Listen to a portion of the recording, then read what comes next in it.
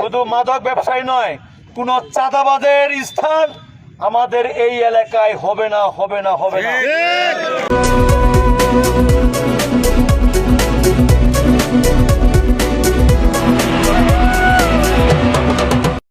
প্রয়োজনে ব্যবসা করেন, বাণিজ্য করেন, আমরা সেখানে ওই রাস্তা খুঁজে বের করে দেব। কিন্তু আপনি আমার দলের নেতা হন, কর্মী হন, যেই হন, এইখানে আমি একটি কথা বলতে চাই যে আমার এই ক্ষেত্রে আমি জিরো টলারেন্স ধরে রেখেছি এবং সেইখানে আমি কন্টিনিউ করবই।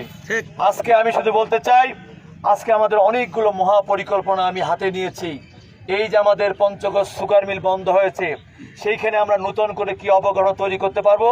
ইতিমধ্যেই মালয়েশিয়া থেকে একটি বড় টিম আমাদের এই পঞ্চগড় জেলায় দেবীগঞ্জ বোদায় তারা সেইখানে ইনভেস্ট করতে চায়, অনেকগুলো অবকাঠামো নির্মাণ করতে চায়। এর আগেও আমি অনেককে নিয়ে আসছিলাম। ইতিমধ্যে আমি বেদার সভাপতির সঙ্গে কথা বলেছি, তারাও আমাকে আশ্বস্ত করেছেন। আমাদের মাননীয় প্রধানমন্ত্রী, আমাদের অর্থমন্ত্রী, অর্থ উপদেষ্টা সবার সঙ্গে কথা বলেছি।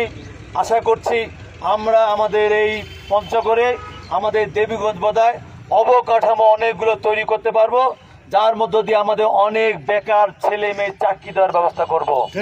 আমি শুধু অনুরোধ থাকবে, আসুন আমরা যেইভাবে আমাদের কাজগুলো করছি আমরা যেন সেইভাবে কাজগুলো করতে পারি। এবং আমার দলীয় নেতৃত্বদের কাছে আমার একটাই অনুরোধ এবং আহ্বান, আমি আবারও বলছি, দলের ইমেজ ক্ষুণ্ণ হয়, দল বিতর্কিত হয়, আমার ইমেজ ক্ষুণ্ণ, আমি বিতর্কিত হই, এমন কোনো কর্মকাণ্ডে সম্পৃক্ত হবেন না। সেই ক্ষেত্রে কিন্তু আমি 1% ছাড় দিব না। আমার পরিষ্কার কথা, আমরা জনগণের 12ই ফেব্রুয়ারি জনগণের ম্যান্ডেট নিয়ে ক্ষমতা আসছি।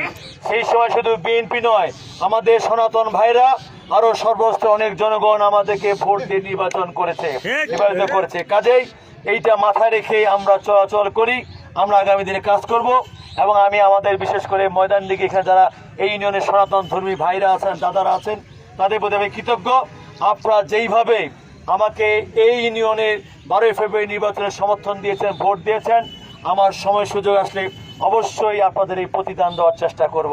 কাজেই আমি আমার বক্তব্য দীর্ঘায়িত না করে আজকের এই রাস্তার শুভ উদ্বোধন ঘোষণা করছি। সবাইকে ধন্যবাদ। আসসালামু আলাইকুম, আদাব।